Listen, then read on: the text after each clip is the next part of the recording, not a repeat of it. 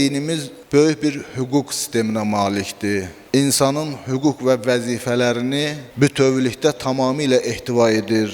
Bəşər həyatının bütün demək olar ki, sahələrində insanın vəzifəsi nədir, insanın haqq və hüququ nədir, dinimizdə öz əksini tapıbdır. Məsələn, Qurani-Kərimə biz baxsaq, Qurani-Kərimdə çoxlu ayələr var ki, insan hüquqlarından bəhs eləyir. Eləcə də İmam Zeynul Abidin əleyhissalamın Risalətül Hüquq deyə bir kitabı var. İmam Zeynul Abidin əleyhissalamın bu kitabı hüquq sahəsində yazılmış nadir incilərdən biridir. Təqribən 50-yə qədər haqq və hüquqdan bəhs eləyib ki, Allah tərəfindən təyin olunan haqq və hüquqlar başlayır Allah haqqından ta bəndə haqqına kimi, valideyn haqqına kimi, övlad haqqına kimi, hətta yaşadığın cəmiyyətin, mühitin haqqına kimi bütün hüquqlar orada öz əksini tapıbdır. Həmin hüquqlardan bir də İslamda uşaqların haqlarıdır, uşaqların hüququdur.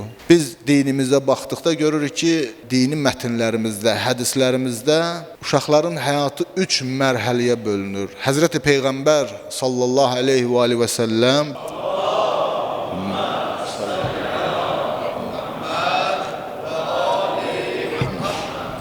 bir hədisdə Allah Rəsulü buyurur, övlad 7 il şahdır, 7 il ağadır. Növbəti 7 il kölədir, nökərdir, quldur və növbəti 7 il vəzirdir. Həmçinin İmam Cəfər Sadiq əleyhissalamdan nəql olunan bir hədisdə imam buyurur ki, qoy övladın 7 il oynasın, qoy övladın 7 il oynasın, uşaqlığın keçirsin, 7 il ədəb alsın, ədəblənsin, təlim, tərbiyə alsın. 7 ildə onu öz yanında saxla. Oyuna yoldaşlıq elə 7 ildə. Görürük ki, bu iki hədisə əsasən uşağın həyatı 3 mərhələyə bölünür. Ki, birinci mərhələ azadlıq mərhələsidir ki, uşaq azad buraxılmalıdır, uşaqlığını eləsin. İkinci mərhələdə təlim, tərbiyə mərhələsidir.